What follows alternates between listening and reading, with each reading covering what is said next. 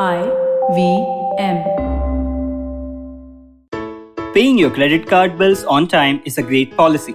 This IPL season, with the Cred Mega Jackpot Week from 27th April to 3rd May, stand a chance to win some fabulous prizes like one Tata Safari car or gold worth 10 lakhs or even one entire Bitcoin worth close to 50 lakhs. Now that is amazing. Don't miss out. Just download Cred.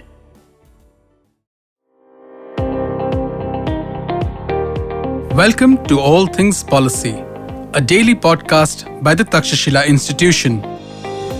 We are a bunch of policy nerds based in Bengaluru, and we like bringing fresh perspectives to Indian affairs and Indian perspectives to global affairs. So grab a cup of coffee, sit back, and join us for today's chat. Hello and welcome to All Things Policy. I'm Aditya Pareek, and today is the anniversary of the People's Liberation Army Navy, that is the Chinese Navy. China's naval modernization has been a topic of hot debate in recent years, with news emerging that numerically the PLA has surpassed every other navy, including the USS, in pure numbers. To discuss the PLA today, I have with me my colleagues Suyash Desai and Aditya Ramanathan. Suyash, as we know, brings out the PLA Insight newsletter and has written extensively about the PLA's various branches, including the Rocket Forces and the Strategic Support Force. Aditya Ramanathan has written extensively about geostrategy and geopolitics, especially the Arctic and maritime issues in the IOR. And we will ask him to enlighten us on China's push for the Arctic. So welcome, guys. Thanks, Aditya. Thanks, Aditya. To start with, so the 2015 Defense White Paper put out by China asked the PLAN to be a blue water force. So, Suyash, in your opinion, has this been achieved? Thanks, Aditya. We have to look back on what PLA has done and how it has done. So, PLA started going out in 2008. In 2004, President Hu Jintao, Chairman Hu Jintao, General Secretary Hu Jintao, whatever you want to call him, said that there is something called as Malacca Dilemma, where because of the narrowness of the Malacca Strait and China's increasing Indian Ocean interest or China's increasing energy interests through Indian Ocean, so Malacca Strait can be problematic in case of an escalation of a dispute. And that is why we need to build a navy. It is one of the major reasons for PLA's expansion of navy, but we need to build a navy which can be two-ocean navy, which can go into Indian Ocean and which can protect China's interest. After this, various commentaries by PLA veterans were out and how can we expand the navy, and PLA started building their first hospital arc ship and started thinking about their first aircraft carrier. In 2008, PLA started entering into Indian Ocean region. This phenomena of PLA going from brown water to blue water is nothing new. Thinking about brown water to blue water is nothing new. But 2015 is an important year in PLA's history because there is something called as Defense White Paper, which is issued by the Central Military Commission of China every 2 to 4 years. In 2015 Defense White Paper, China first time accepted that PLA is looking to expand its navy and said that PLA should PLA should think of near sea defense and far sea interests. This implies that PLA will not only be confined to coastal navy, it will look for venturing into different parts of blue ocean for protecting its interest. When they say far seas interest, it basically means two things. One is the Western Pacific Ocean initially, and then the Pacific Ocean and the Indian Ocean region. Now, if you look at what is happening, this was a directive given to the PLA Navy and shipbuilding industry by CMC. So for protecting far sea interests, first they have to be very sure about near sea defense. So what they did was they started developing more and more A2AD capabilities, as in they started building ships and vessels which could protect smaller ships and vessels and amphibious capacities which could protect themselves in near seas. After they were complacent about their near sea protection, now in 2018 they started focusing more on building longer vessels or larger vessels. Though the churn of building longer and larger vessels started in 2012, but the more specific direction came in 2018, and now they are building longer vessels like destroyers, frigates, cruisers. Building of these vessels imply that they would be looking at far sea interest, as in they would be looking at protecting their far sea interest, and they would be looking at their interests in Pacific, Western Pacific, and Indian Ocean region. Coming to the question that are they at the point where they are comfortable with this? No, it's a process. If you look at what Xi Jinping said in the 2017 Party Congress, they are trying to build a world class navy, and it will take at least 15 to 20 years more to reach there. And world class army and navy is a part of that. So, looking at their progress right now, it will at least take some time to reach there. Especially their worry is in two things right now. Their destroyers are doing good, their frigates are doing good, their cruisers are in progress. But aircraft carriers and submarines, SSBNs and SSNs, are the two worry that China is facing right now. And they are trying to improve on that. But it's a process of 10-15 years time in which they can say that they have achieved a blue water navy. Right now, they are brown and blue water navy, but they can be a green water navy, but it's still a work in progress. So, Suyash, you alluded to PLA Navy's two ocean approach and policy. Can you give us a bit more about that? Yes. So, as I've mentioned, Aditya, so this started in the thinking about blue water two oceans approach started in under Hu Jintao. Now, for being a two ocean navy, they have to work on three or four important things. First is to enable itself with larger capacity vessels. Two, to look at logistics and supply lines. That's the most important part for any armed force. Right now, the logistic and supply line is completely underdeveloped. They don't have enough mid sea refueling capacity. They don't have enough mid air refueling capacity. When we talk of blue ocean navy, when we talk of two seas navy, a mid air capacity is naval aviation is equally important. So they are completely stretched in mid-sea refueling and mid-air refueling. So they also need to work on that. Third important is bases, and I'm sure as the defense DoDs, that is U.S. Department of Defense's annual China report has highlighted, China Power report has highlighted, there are a number of countries which China is targeting to build their bases.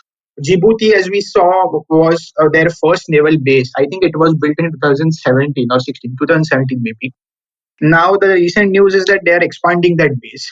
Apart from that, there are three or four other candidates where China's coming naval bases could come up. One being Gwadar, one being Reem in Cambodia. Sri Lanka could be a possible candidate in the future, so on and so forth. So these are the logistics centers which would help them to be a two ocean navy. But if you talk of what is happening right now, their capacities is completely understretched. So we cannot say yet that they are two ocean navy, but that's their plan of being two ocean navy towards which they are working. Hi, yeah, just to supplement what Suyash has said, for China, the Indian Ocean and the Western Pacific really represent two very different types of challenges.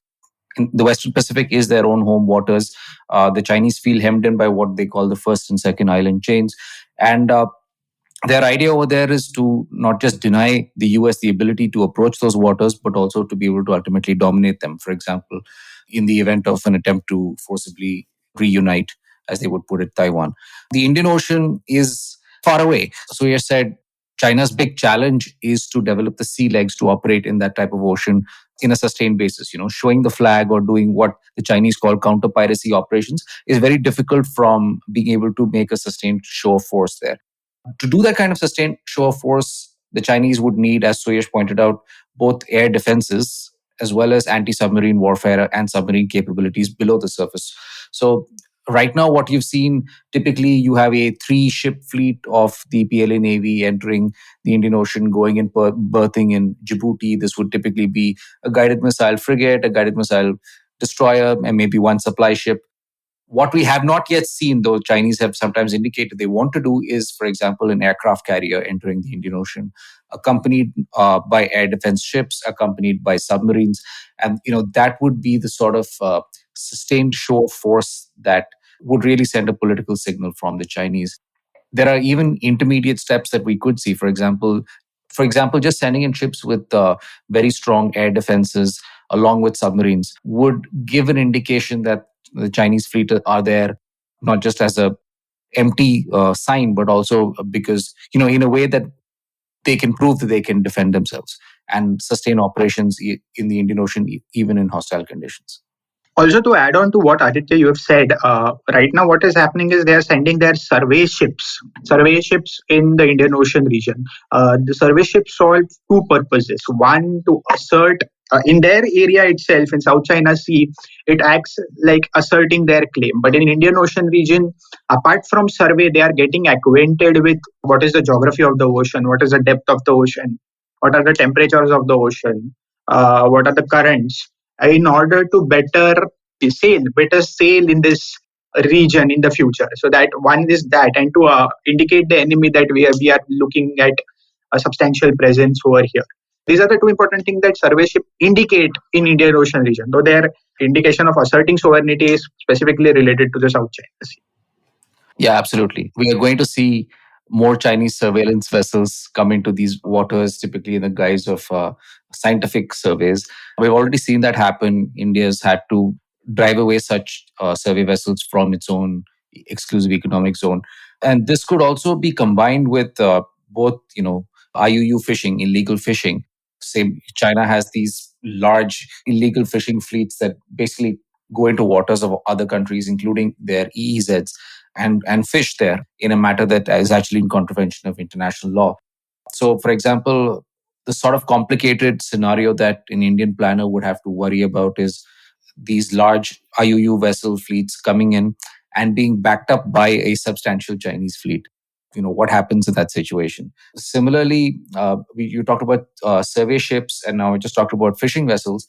I think that one of the more complicated threats that or challenges that India is going to have to factor in the coming years is that a lot of China's merchant fleet is also going to double as survey platforms.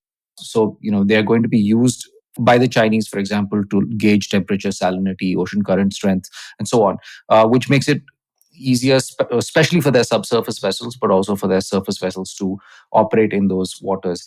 These merchant vessels could also become logistics hubs of their own right for replenishing, refueling at sea in the future. So this would give the Chinese a second backup option besides the sort of soft basing options that they're developing, as soft basing, dual use type of options that they're developing right now. So, Aditya, coming to you, there was this possibility expressed by the Pentagon and the US establishment that Chinese ballistic missile submarines can one day use the Arctic as a safe haven for their deterrence patrols. So, what's your take on that? Yeah, that's it's an understandable assessment to make, but it's also a little curious to my mind, at least. So, okay, so firstly, why would the Chinese want to use the Arctic as a bastion? Right now, the challenge with a ballistic missile submarine, especially a nuclear powered ballistic missile submarine as an SSBN, is that it is inherently rather noisier than some of the other vessels that you see under the water. And it's this big vessel and it needs to be protected. Now, some countries like the United States have a great deal of experience, decades of experience in operating such vessels deep in the oceans. The Chinese are not there yet. They are also, as they believe, hemmed in by the first and second island chains. And so they have, as of now, seem to have chosen the South China Sea as a sort of bastion, which they'll ring fence and use as a safe haven for some of those ballistic missile submarines. But now, of course, all bastions are eventually breachable. So the Chinese might be looking at the Arctic as another potential bastion. Some Chinese have actually made this intention quite clear. There are however, some challenges to doing that. Number one is the basic challenge of geography. If you were to simply look at a map of the Arctic Ocean, it's a fairly closed off system. It's a bit like an oval, and there are choke points on either side.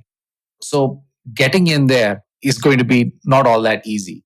Secondly, there's the political issue of how China's own friend and partner, Russia, is going to react to this. It is unlikely that the Russians are going to take kindly to the presence of Chinese SSBNs in their waters, no matter how good relations between the two countries are. Thirdly, the Americans also get a vote. Both the Americans and Russians are much more experienced than the Chinese in operating in the Arctic Ocean. They understand the Arctic environment very well. The Arctic environment, underwater and over the water, as you know, are quite different from other oceans. So it really takes years of institutional experience and institutional memory being passed on to get really adept at operating in such an environment. So that's another hurdle that the Chinese are going to have to surmount. None of these are unsurmountable in themselves, but I wonder why the Chinese would even bother with something like putting SSBNs in the Arctic. It would be clearly seen as an escalatory move, not just because of the sheer presence of those vessels there, but simply the sort of flight times that you could achieve by launching SSBNs from the Arctic over Canada and into North America. It would be seen as a potential first strike capability.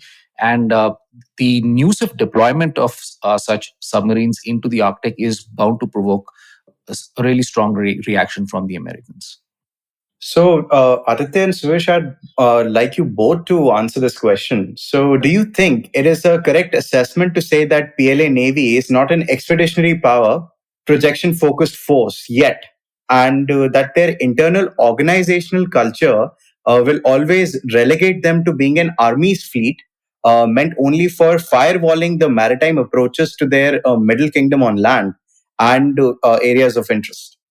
Yeah, I don't think that's the real situation right now. They are changing with time. I can give you two or three instances of PLA's internal reforms to point out that how they are changing. One, a lot of brigadization is happening in PLA. Two, especially in Navy, they have formed marine brigades which are focused towards amphibious capacities, which imply that they are looking at developing an amphibious force which would help them reunification with Taiwan. Also, if you look at all the vessels that they are developing right now, especially the Type 55 LHD and LPDs, yes, only one LHD has been deployed in the force right now. But if we are correct, our assessment, Manoj and I are working on a paper, and if our assessment is correct, they are looking for 8 LHDs. LHDs are essentially used for amphibious operations, indicating their role in Taiwan reunification whenever and if it happens 10, 15 years down the line. Also, if you look at their internal reforms and what they are saying in the doctrine, they are looking at turning PLA Navy into they're doing things like informatization, intelligentization. I think these are the previous cycles of being a army's navy, which was true, especially in 80s, 90s, up to an extent in early 2000s. They're coming out of it slowly and steadily. If you look at reforms, if you look at latest development, it is quite indicative that they are coming out of it. Are they out of it? I am not sure yet. But yes, eventually over a period of time, I'm sure they will be able to achieve it. In next 10 to 15 years, you can very well say that right now as well, the Navy is an organization of their own. If you apply organizational theory, they are forming an organization of their own, which is separate from the army. And not, but it is at least 10 years to go until and unless they achieve this, I think. So, Suresh, that's interesting. But where would the PLA Navy look to use these amphibious capabilities? Wouldn't it be typically Western Pacific? Yes, Aditya, you're right. But also, there are two ways to look at it. One, certainly South China Sea. There is no denying that these amphibious capabilities would be used in South China Sea. But in case of Taiwan, there are two stream of thoughts. The first stream of thought says that amphibious capability will especially be used in reunification with Taiwan. But second stream of thought argues that Taiwan scenario will not only involve amphibious capability, but it will also involve a lot of army, air force, and other forces, along with Navy's amphibious capabilities. But yes, if you look at all of this put together, certainly South China Sea is one area where if there is an escalation of dispute, amphibious capabilities would be used, and second is Taiwan. So I don't see how you can correct me if I am wrong, but I don't see how they would be using it beyond second chain of island command in Western Pacific. I could only think of these two areas where they would be using amphibious capacities. Because if you go beyond second chain of island command, then they will be using their power projection capacities or capabilities, which would be a little bit different from their amphibious capacities, I think. Yeah, absolutely. I actually agree with you completely because for the Chinese to be able to mount such amphibious attacks, they would also need air cover. Now, within the first island chain or The South China Sea, this is fairly easy. It's close to their own territory on land, as well as there's lots of little islands which the Chinese can use as springboards for air power. On the other hand, if the Chinese were to go further into the Pacific or into the Indian Ocean, finding that air power would be difficult. And realistically, that air power would come in some cases, perhaps, for example, from the facility that the Chinese seem to be building in Cambodia, but otherwise, it has to be mobile on the water. It has to be aircraft carriers. So any such amphibious operation will have to be realistically covered by an aircraft carrier group, where the aircraft carrier not only provides that persistent air cover, but is also by itself protected by other vessels, including submarines, air defense ships, and so on. So, Chinese amphibious capabilities are only going to be the tip of the spear when you're moving outside of these waters very close to China's own territory. So I have just one final question. Is there a way India can catch up to the PLAN and China in general in terms of naval shipbuilding, or is it a lost cause? Yeah. So I think my simple take would be we are not going to be able to catch up with the Chinese in terms of number of vessels being built, which means that we need to do two things. One is we need to see how much naval might the PLA can actually spare for the Indian Ocean. Two, we need to think about what type of force structure that we need in India very carefully in order to be able to deter the variety of threats that might arise because of China. Now, the first part, I think, is an evolving situation. It really depends on both Chinese ambitions and Chinese threat perceptions in the Western Pacific and the South China Sea. The second part, what India can do, there are broadly two schools of thoughts. We can crudely divide them into sea denial and sea control. Sea denial folks basically believe that India should develop the sort of capabilities that make it difficult for the PLA Navy to simply operate in the Indian Ocean. Sea control folks say that sea denial by itself is not enough. India also needs to have a certain presence in the Indian Ocean. I'm afraid I've probably come closer to the sea control side of the spectrum in this debate. This does mean that India is just going to have to spend a lot more on its navy. I think what India needs to do, however, is to manage the sequencing of what it spends on first very carefully. Right now, we do seem to have some indications that India is going to focus on its nuclear attack submarines rather than its aircraft carriers as one of the big capexes that we're going to see in the coming years.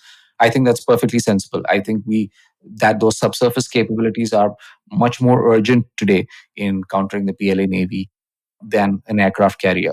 However, in the long term, India will have to not just be able to deny the PLA Navy the use of the Indian Ocean, but will also have to make its own positive value proposition to countries in the region. So this will not be, of course, the core of this is going to be through trade, through providing public goods. But part of providing those public goods is to be able to provide security in the Indian Ocean. That security should be visible, and India should also have some ability to project some power on land, which will again realistically require air power and aircraft carriers. So I think that while India has to, in the long term, pursue something resembling sea control, it has to be very careful about how it sequences what it makes, because it can't keep up one to one with the PLA Navy. I agree basically with Aditya. I was a huge proponent of sea denial, but later on I have realized that it's just one aspect of what Indian Navy does. But however, my sea denial argument was that because of the lack of financing, as Aditya has already pointed out, because of the lack of financing, we have to sequence certain thing in order because we don't have abundant budget.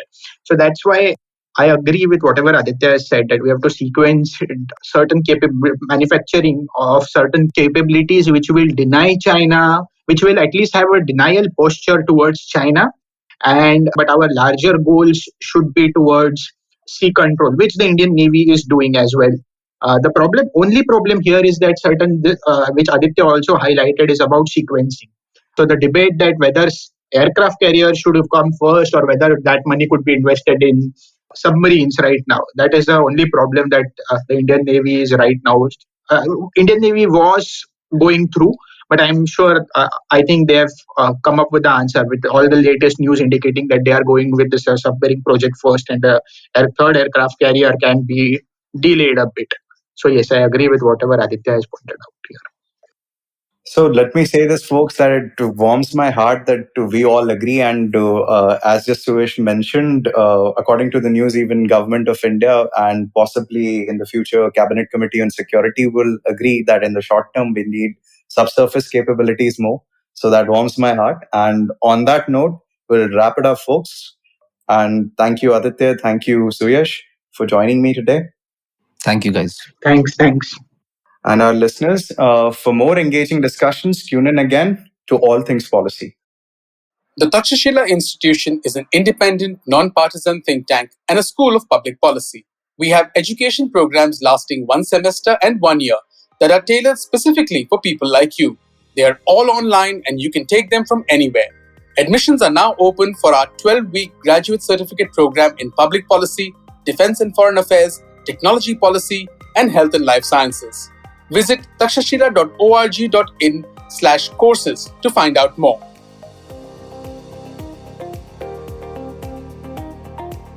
If you liked our show, don't forget to check out other interesting podcasts on the IVM network. You can tune into them on the IVM Podcast app, ivmpodcast.com, or wherever you listen to your podcasts. You can also follow IVM on social media. The handle is @IVM Podcasts on Twitter, Facebook, and Instagram. And hey, if you'd like to dive into Takshashila's research on technology, strategy, and economic affairs, check us out at our Twitter handle @TakshashilaINST or our website takshashila.org.in. I hope you enjoyed that show. If you aren't following us on social media, please do. We're IVM Podcasts on Twitter, Facebook, and Instagram. We'd like to thank our sponsors this week, thewholetruthfoods.com, PayPal, Cred, and Suyash. Thank you so much for working with us. We really appreciate it. First up this week, let me tell you about Cyrus Says. We featured popular YouTuber and actor Prajakta Kohli, who took us through her journey of content creation. We also had conversations with Vasanti Hariprakash and Sachin Kalbag this week. Really great conversations. Do check those out. Vineet Kanabar goes solo this time on Storytellers and Storysellers as he talks about his favorite IPL ads and how brands have been making content around the Cricket League. On The Habit Coach, Ashton was joined by Arjun and Sumesh of the Fighting Goat podcast to talk about fitness for combat sports like the mixed martial arts. On Nankari, Sadaf and Archit discussed the diet and lifestyle of athletes with the host of the Millennial Athlete, Shok Ramchandra, who is also a pro badminton player and coach. Ambarana opens the 4th season of Know Your Kanun with a list of things he has planned on the show for us, including episodes on immigration law and on career prospects for law students. The IPL season's on and we've definitely got you covered. Tune in to the Edges and Sledges podcast if you're looking for English, and if you're looking to listen to something in Hindi, definitely check out Khel Niti. Both are great shows with great takes. And with that, I hope to see you again next week.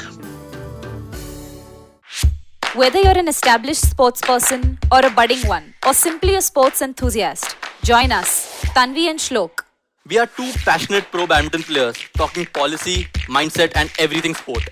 So tune in to the Millennial Athlete every Monday. Only on the IVM Podcast Network. Trust us, it's gonna be lit.